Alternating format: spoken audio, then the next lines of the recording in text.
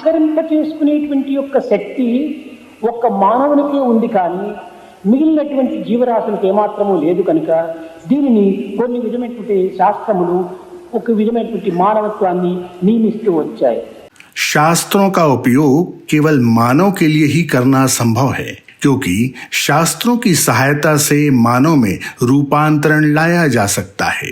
शास्त्रों का स्वयं के लिए उपयोग करने की यह क्षमता जीवन के किसी और स्वरूप को नहीं दी गई है. పులి ఎన్ని విధమైనటువంటి సదభ్యాసములతో దాన్ని పెంచినప్పటికీ దానికి క్రూరత్వం అనేటువంటి బుద్ధి దానికి ఏమాత్రము విడువదు. उदाहरण के लिए शेर को लो. तुम एक शेर की देखभाल उसके जन्म से कर सकते हो, उसे भोजन दे सकते हो और अच्छे अभ्यासों से प्रेम दे सकते हो, लेकिन इसके बाद भी वो अपने भीतर की क्रूरता को छोड़ नहीं सकता.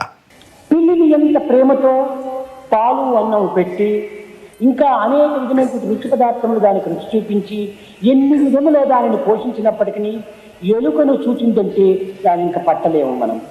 या तुम एक बिल्ली को सारा स्वादिष्ट भोजन दो, दूध दो, चावल दो और उसका पोषण करो, लेकिन जैसे ही वह कोई चूहा देखेगी तो तुरंत उस पर झपट पड़ेगी और उसे खा जाएगी.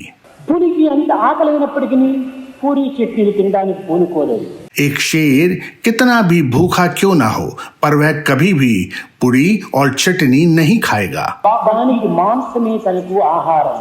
ఇటువంటి మృగాలకు ఎన్ని విధమైనటువంటి యొక్క సంస్కారములు మనం చేసినప్పటికీ ఈ సంస్కారములు తనకి ఏమాత్రం కూడాను సమన్వయం కావు. वो केवल मांसाहार ही करना चाहेगा, इसलिए तुम चाहे कितना भी प्रयत्न कर लो, पर तुम पशुओं के मूल स्वभाव को बदल नहीं सकते. మానవుడు దుర్గుణములతో పుట్టి దుర్మార్గంతో ప్రవర్తించినప్పటికీ కొన్ని సమయములందు ఈ సత్సంస్కారములు అనేటువంటివి అతనిని మంచి మార్గానికి మరలుస్తూ వస్తాయి. वहीं दूसरी ओर मानव दुर्गुणों के साथ जन्म ले सकता है और दुष्ट प्रकृति के कार्य कर सकता है, परंतु वह सत्संग के माध्यम से अपने स्वभाव और प्रकृति में रूपांतरण लाने में निश्चित रूप से सक्षम है और इसके अनेक अवसर उसे मिलते हैं. రత్నకారుడు అనేటువంటి వాడు దారులను కొట్టి అనేక ప్రాణములు తీసి ధనమును ఆర్జించేటువంటి ఒక వృత్తితో కూడినటువంటి వాడు. रत्नाकर नामक डाकू ने अनेक लोगों की धन संपत्ति लूटी और उनकी निर्दयता से हत्या कर दी. రత్నకారుడు ఇటువంటి మహనీయుల వల్ల ఋషుల వల్ల వారి యొక్క బోధనల వల్ల అతని మనస్సు పరిణామం చెంది పవిత్రమైనటువంటి మార్గంలో ప్రవేశించి రామ రామ రామ అని కట్టగడపటకు రామాయణమునకు లిఖితుడైనటువంటి వాల్మీకిగా మారిపోయాడు.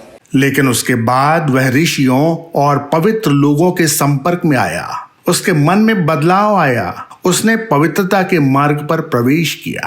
वह निरंतर राम राम राम नाम का जप करने लगा और वाल्मीकि ऋषि बना तथा उसने पवित्र रामायण की रचना की. అనేక విధముల దారులను కొట్టి వారి అంగుష్టినంతా కూడాను కత్తరించి దానిని మాలలుగా ధరించి అంగుష్టమానుడు అనేటువంటి యొక్క దొంగను ఒక బుద్ధుని యొక్క బోధన చేతని తన యొక్క మనస్సు కూడాను సంస్కరింప చేసుకున్నాడు. एक और उदाहरण अंगुष्टमाल का है. उसने कई लोगों को मारा, उनकी उंगली और अंगूठा काट लिया और उसकी माला बनाई और गले में पहनने लगा.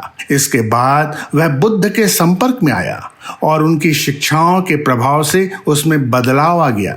కొన్ని ప్రబోధనల చేతను కొన్ని విధమైనటువంటి యొక్క సంస్కారముల చేతను మానవత్వం ఉద్ధరింప చేసుకోవడానికి ఎంతైనా అవకాశం కలిగినటువంటిది కనుకనే ఈ మానవత్వమునకు ఇంత పవిత్రమైనటువంటి దివ్యత్వాన్ని అందిస్తూ వచ్చారు. मानव में वह क्षमता है कि पवित्र शिक्षाओं की सहायता से और अच्छे संस्कारों को अपनाकर वह स्वयं को पवित्र कर दिव्यता के रूप में रूपांतरित कर सकता है. పుణ్యమునకు ప్రోత్సాహమును పాపమునకు పరిహారమును కూడాను అందించేటువంటిది శాస్త్రమే. ये शास्त्र ही है जो मनुष्यों को पुण्यों को प्रोत्साहित करने और पापों का परिहार करने का मार्ग दिखाते हैं. పశుపక్షి మృగాదులకు ఇలాంటి ఉత్సాహం అందించేటువంటిది కానీ లేక పరిహారము గావించేటువంటిది కానీ ఏ విధమైనటువంటి శాస్త్రము దానికి లభ్యం కావు. पशु पक्षियों और कीटाणुओं के लिए ऐसे कोई शास्त्र नहीं है जो उन्हें पुण्यों का लाभ और पापों का परिहार का मार्ग बता सकें. వీటిని మనము చక్కగా విచారించి చూసినప్పుడు మానవుడు ఎంత ఉత్కృష్టమైనటువంటి యొక్క జన్మము, మానవత్వం అనేటువంటిది ఎంత దివ్యమైనటువంటిది, ఉన్నతమైనటువంటి యొక్క జన్మము అనేటువంటిది మనకు స్పష్టమవుతుంది. यदि खोजोगे तो यह अनुभूति कर सकते हो कि मानव जीवन इस प्रकार कितना उत्कृष्ट, कितना उन्नत और कितना पवित्र है.